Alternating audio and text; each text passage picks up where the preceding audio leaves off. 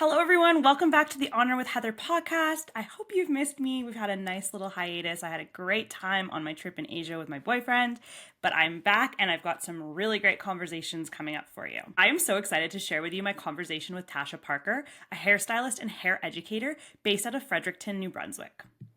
Whether it's through her education programs or her Instagram, Tasha loves to empower others through education. Her grounding in principles allow her to translate creative color mastery into salon-friendly yet time-saving techniques. Tasha is a highly sought-after hairdresser and educator. Her classes are all about helping stylists grow their color business and helping them work smarter, not harder. Her ability to break down and simplify blonding and her passion for education have led her to acquire many multiple nominations. Tasha is a strong believer in the power of social media and how important it is in today's world to market yourself online as a hairdresser. She loves being able to help the beauty professionals attract their dream clientele. Her realistic view and ease of teaching will leave you eager to replicate and create what she's teaching you. And let me just tell you firsthand, I have learned from Tasha and she's amazing. So please, if you are a new stylist, a continuing stylist, a stylist who's been around for years, or somebody who's just passionate about education as a personal value, you will enjoy this conversation. Without further ado, let's get started. I am so excited to welcome Tasha Parker to the Honor with Heather podcast. Hi, Tasha. Hi, Heather. How are you? I'm so good. How are you? I'm so good. So good. I'm so excited for today. I'm so happy to have you on my podcast. I feel like we've been like longtime Instagram friends, so it's nice to kind of get to know each other a little bit deeper. Yeah. I love it when we make friends online, but then it turns into like a whole other friendship offline. Yeah, who knows? So to start off, why don't we get you just to tell us a little bit about yourself and your hair career? I guess growing up wanted to be three things. One was like a hairstylist, a teacher, and a psychologist. And I feel like being an educator and a hairstylist behind the chair, I get to do all three. So, Yeah. like sometimes people like to trauma dump on us, or, I feel like we're like the therapy. So I've been behind the chair for, I think, 19 years now, which is like Wow. crazy, crazy. Yeah, it feels like I just started, but also feels like it's been forever. So 19 years, and I think I've been educating for like between 15 and 17. It kind of like all gets lost. And then you add COVID, and it's like what feels like 2 years was actually 5 years. Wow, that's incredible. You've had like a really amazing career, and you're Yeah, an thank educator with you. Redken. Yes, yeah. So my one of my teachers in hair school was an educator for Redken. And so I was kind of inspired by her. And then through some education, hair shows, I was inspired to, I really liked seeing the artists give back and was like, I want to do that. So I've been with them from day one. So it's also seems like yesterday, but also forever at the same time.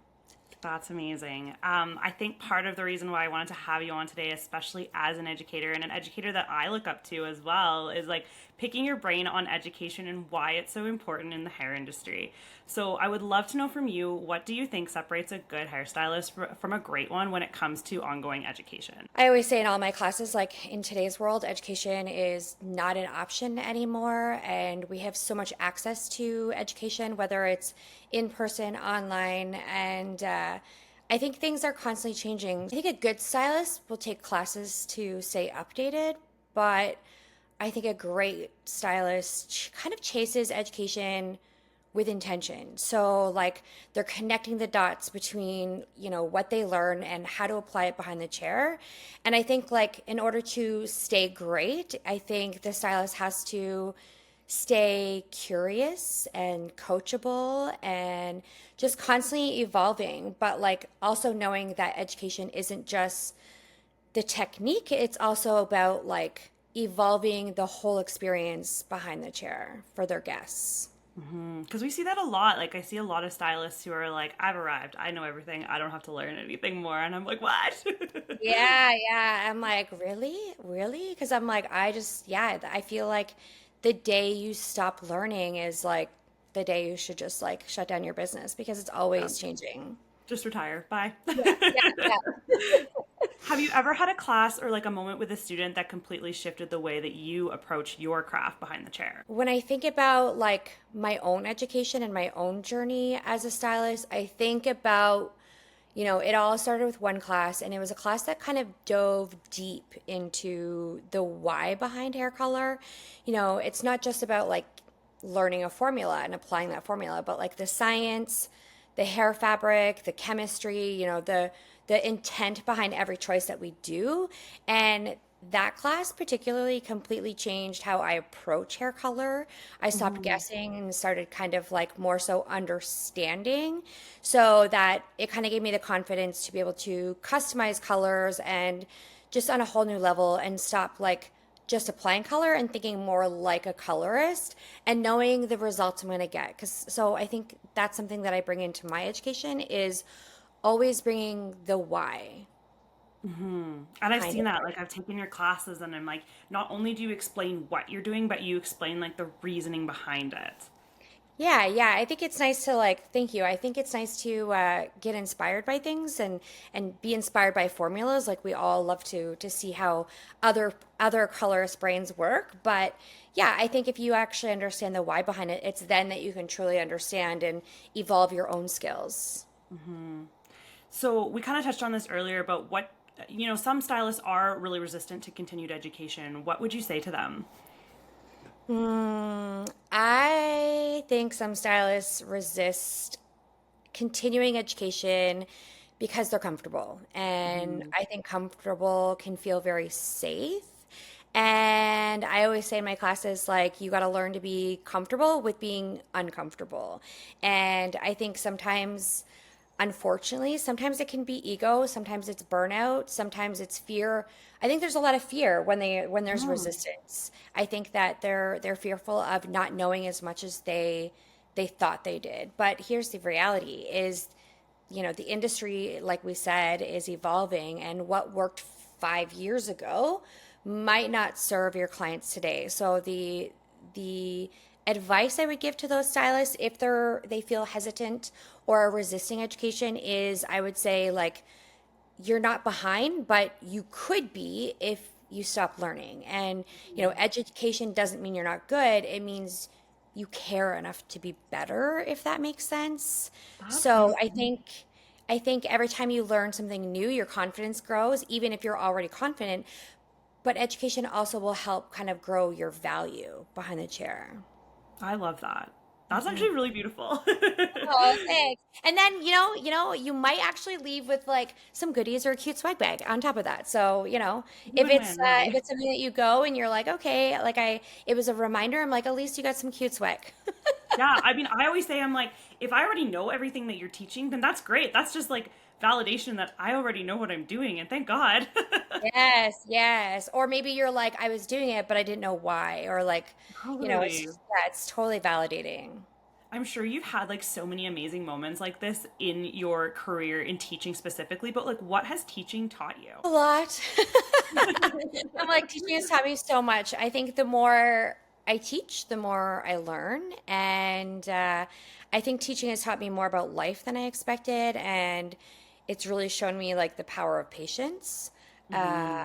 the importance of meeting people where they're at instead of like where you want them to be. And I think the beauty of being like vulnerable in front of others, which is something I've always struggled with personally, but I think it's taught you that you show up as who you are, and it's not about being perfect. That's not what's going to make the impact. It's just, in order to make the impact, it's more about being present and present for the learner. And I think more than anything, teaching has taught me like that when you pour into others, you get to grow too. And that, I think, is one of the most meaningful lessons, because every time I go and do a program, I just feel like it's added to my cup, and I feel like I grow every single time I enter the classroom and then leave the classroom.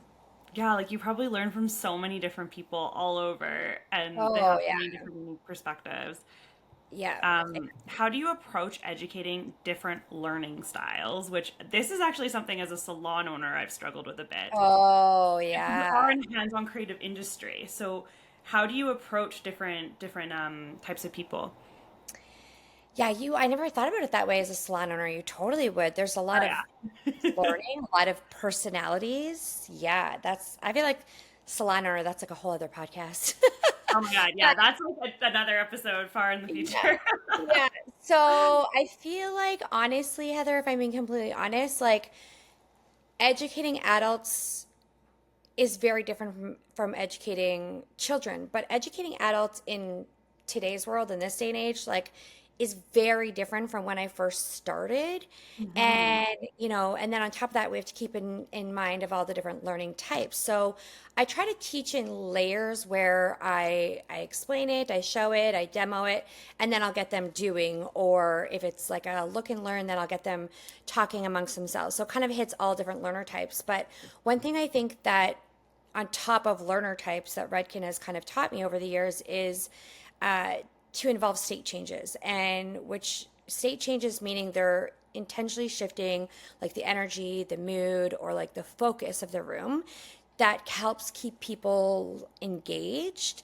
And find in this day and age, people have shorter attention spans. So it's not just about their learning type, but keeping them focused because so many of us are used to such quick little like pieces of education in like a 30-second TikTok. So how do we keep them engaged in the classroom? And I think it just means bringing more state changes into the room to keep them engaged. And I think it's like yes, you can learn online, but when you take live education, I feel like that's when you have more value, you're surrounded by like-minded people, and then you just get to feel the energy. So I feel like there's Mhm. nothing like live education, but at the same time, the educator has to hit all the learner types and keep their attention. Yeah, I found like honestly in this type of industry, a lot of people learn more by doing than by like listening or being told. I don't Yeah. know if that's a hairdresser thing.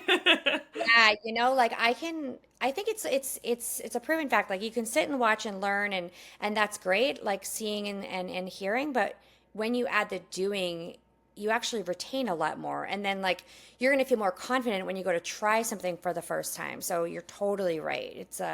I think it's definitely a hairdresser thing, but I think it's definitely a lot of us can attest to feeling more comfortable when you get to do the thing. Yeah, absolutely. In all of like because like you've traveled all over teaching classes, you've got tons of students, you're doing like sold out classes. In all of this time, have you ever had a student where you're like, this person reminds me of myself early in my career?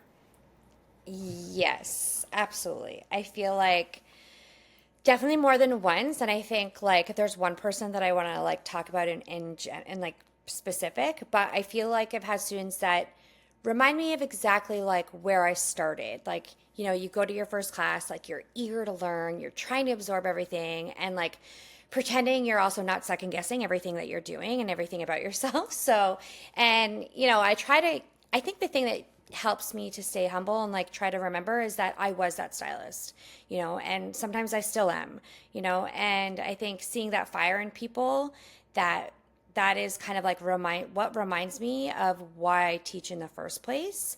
And, I think it's just about sharing the knowledge, holding the space for them and help building their confidence. But I think at the same time, like they usually inspire me just as much as I do them. And one person in particular that I think when I met her, I was like, oh my gosh, like I love her energy.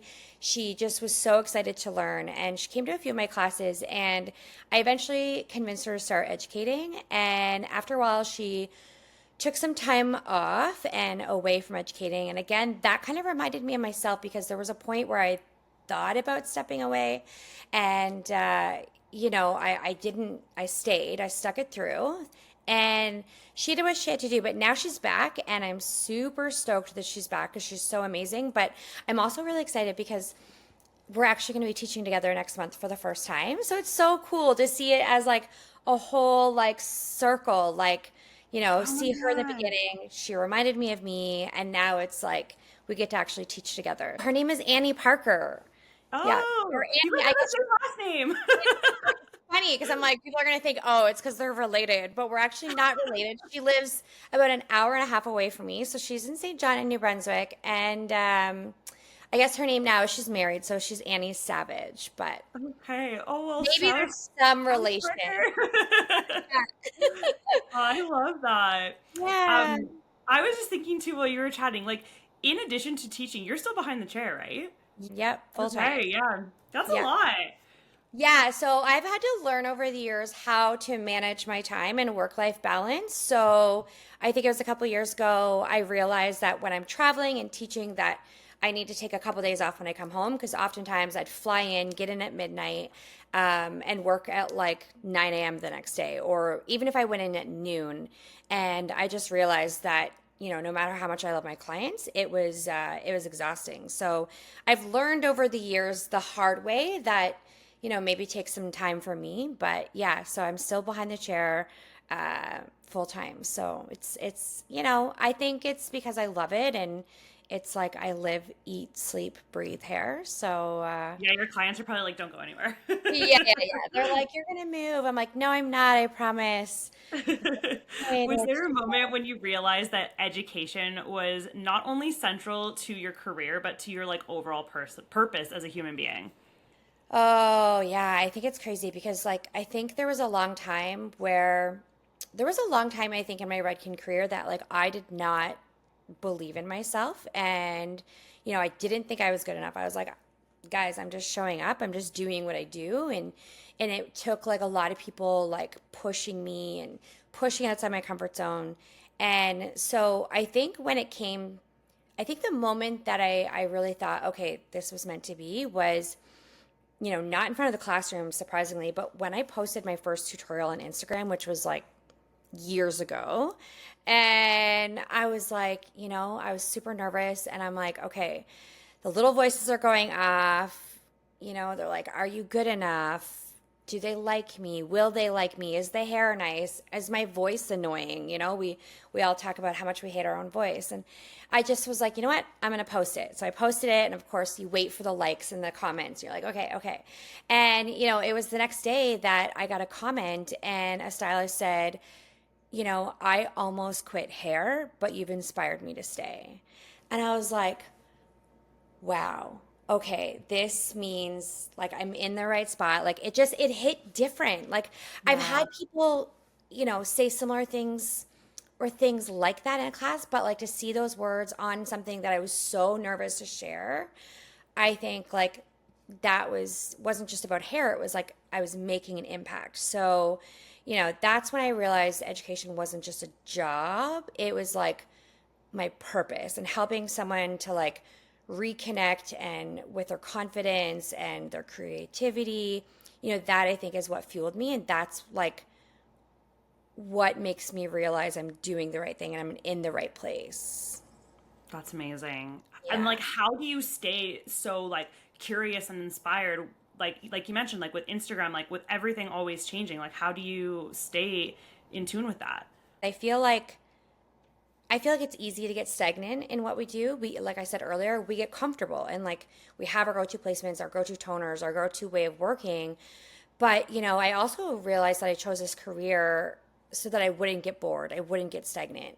And it's, still possible to get in a rut, but I think I stay curious by staying a student and, reminding myself what it's like to be a student. I love learning, but I don't really I don't think it's like about how long you've been in the industry. It's the second that we talked about earlier, but the second that you feel like you've learned it all, you've stopped growing and you might as well just put your tools away. But I think I get inspired by watching other artists work. Like I'm constantly diving into whether it's online, whether it's watching in-person education.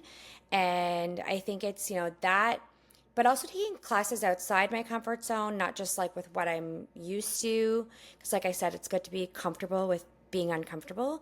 But I think it's also like getting inspired by my clients and their stories and their trust and their transformations. That's, I think, what keeps me curious. But also, like, remembering that when things evolve or things change, it's easy to get fearful and like run away. But I try to tell myself, it's not always easy, but I try to tell myself to lean in and, accept the change, accept the products evolve. And I think it's curiosity that keeps you relevant.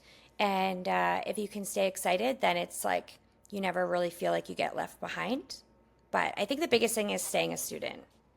Yeah, like that totally makes sense to me. And I think like the biggest thing for me in this industry, and I do apologize, I've got my associates in the background to be loud, Love it, my is associates. yeah.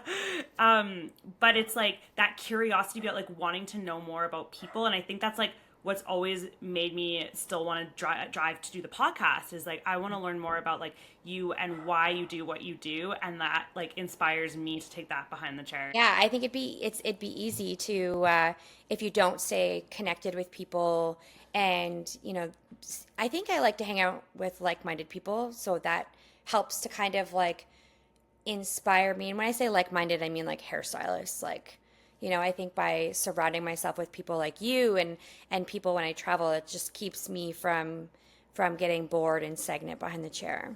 And then do you see those parallels between like learning how to teach and then like learning to grow as a person?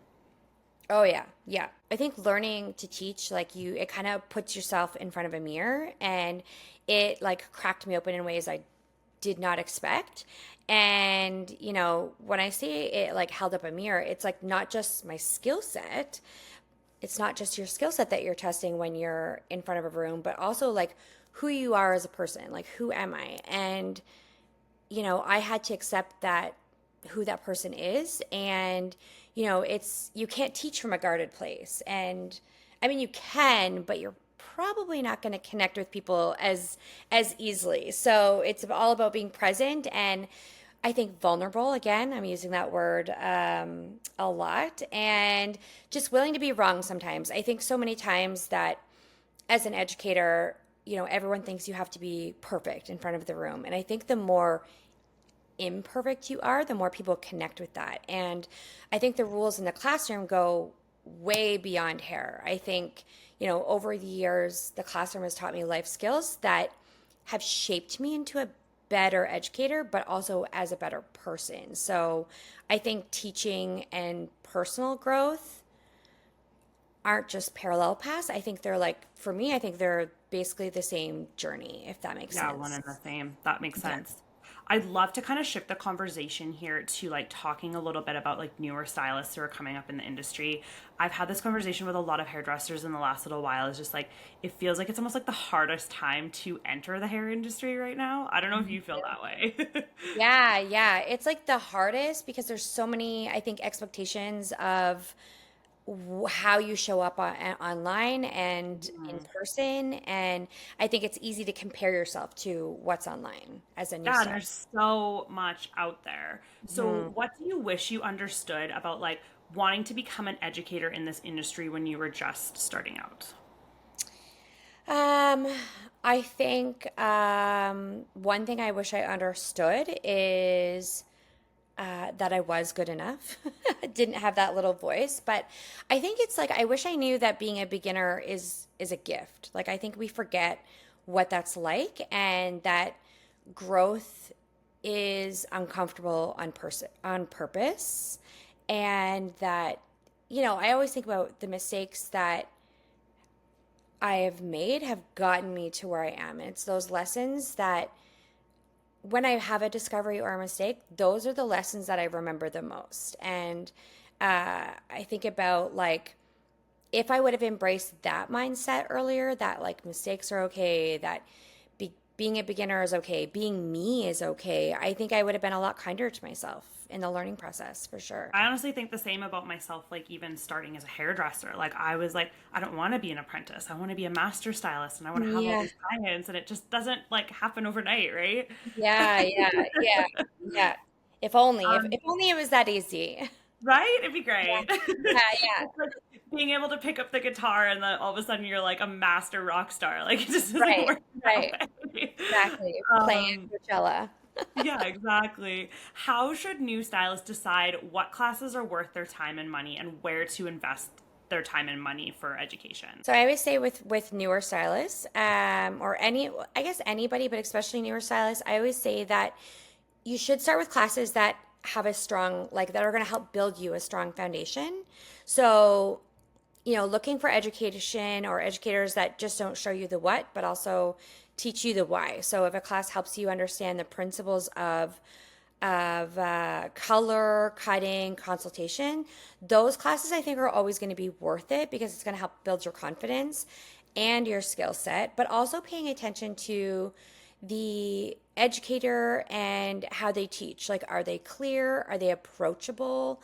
Are they willing to answer questions? Like, do they share? This is my big thing. Like, do they share real life scenarios? Like, not just picture perfect results. So, like, I think that matters because a lot of people can go in and make a balayage look great on a virgin head of hair. So for me, when I go to education, I'm like, I want to see real life salon situations that I can apply immediately behind the chair. So like, what happens when you have a bleed mark? What happens if the shadow root wasn't as dark, Like, so I think that is the education that I would be looking for. Mm-hmm. And any chances that you get to do hands-on, like we talked about earlier, like do it because that's where the magic happens and you'll feel the most confident leaving because it's about the experience of doing. Yeah, you heard it here. Tasha says these are the classes you got to take. Yeah. Thank you so much for taking the time to chat with me today. Before we wrap up, I'd love to know like what's next for Tasha Parker and where can our listeners find you? So many things. So I think what's next for me is we're going to continue doing some more education in the fall. So still lots of blonding, brunettes, hair color, social, and I am currently working on some stuff, some education that people will be able to purchase online, maybe even a book in the future. We'll see. I'm like, got to throw it out there. Now it's out there, so it's got to happen. We're manifesting it. I am like, I want everybody to write a book. I'm like, and Yeah, that is the best goal. yeah, yeah. So we'll see. It's in the works, and to find out more, they can find me at Tasha Parker Hair on Instagram and TikTok. Fantastic. Thanks, Tasha. Thanks, Heather. Thank you so much for having me.